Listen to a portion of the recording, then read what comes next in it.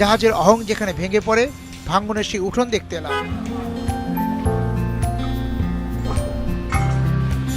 এ পথ দিয়ে যাওয়া আসার সময় দূর থেকে জাহাজের মাস্তুল দেখি, কিন্তু দুর্ঘটনার যে আতঙ্ক ঘিরে আছে জাহাজ ভাঙার উঠোন ঘিরে, সেই ভয়ে ভেতরে যাওয়া হয় না। উঠোন এখন নিরাপদ, সেই সবুজ সংকেত পেয়ে দেখতে আসা। নিরাপদভাবে কাজ করুন, প্রপার পিপি ইউজ করে কাজ করবেন।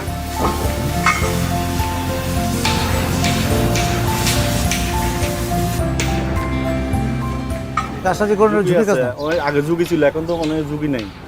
এখন ঝুঁকি নেই, এখন সবগুলা কেনাই নেই। তখন তো শর্ট বুট ছিল না, আচ্ছা, স্যান্ডেল পরে কাজ করতো। আপনারা দেখছেন বিস্ফোরণ? বিস্ফোরণ আমি দেখছি। হ্যাঁ, কি বলেন তো?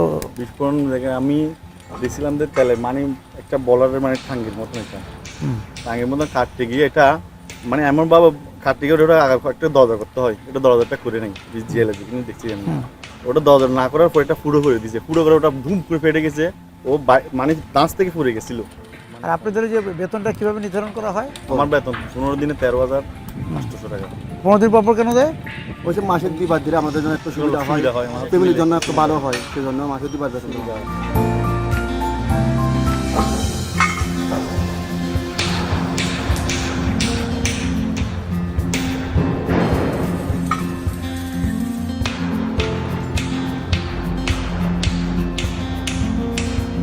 আপনি এখানে ইনস্ট্রাকশন দিবেন, ওনার সাথে অলওয়েজ করসপন্ডিংয়ে থাকবেন, ঠিক আছে? যখন ব্লক কাটিং করবেন, আপনার কাটিংয়ের যত প্রিপারেশন আপনি প্রিপারেশন নিয়ে রাখবেন।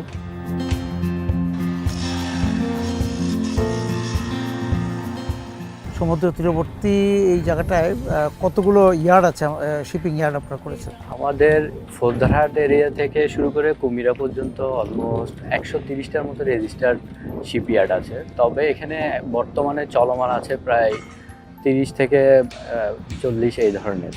এর ভিতরে হচ্ছে হংকং কনভেনশন 2009 অনুসারে সার্টিফাইড ইয়ার্ড আছে হচ্ছে বর্তমানে 5টা, যারা হচ্ছে গ্রিন ইয়ার্ডের স্বীকৃতিটা পেয়েছে। আপনারা কি সরাসরি যাদের জাহাজ কোম্পানি থেকে নিয়ে আসেন, নাকি কোনো মধ্যস্বত্ব যারা আছে তাদের কাছ থেকে আনেন?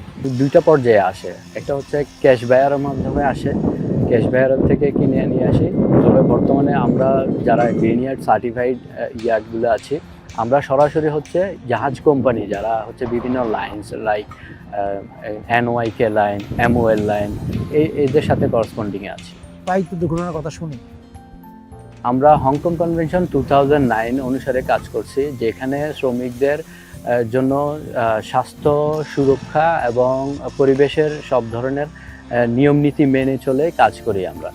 একটা জাহাজ কাটতে আপনাদের কতটুকু সময় লাগে? যদি ওই এটা ডিপেন্ড করে কতটুকু ওজন। ধরেন এই জাহাজটা হচ্ছে প্রায় 23,000 টনের মতো। এই জাহাজটা আমরা কাটতে লাগবে হচ্ছে 4 থেকে 5 মাস আমাদের সময় লাগবে। ধন্যবাদ।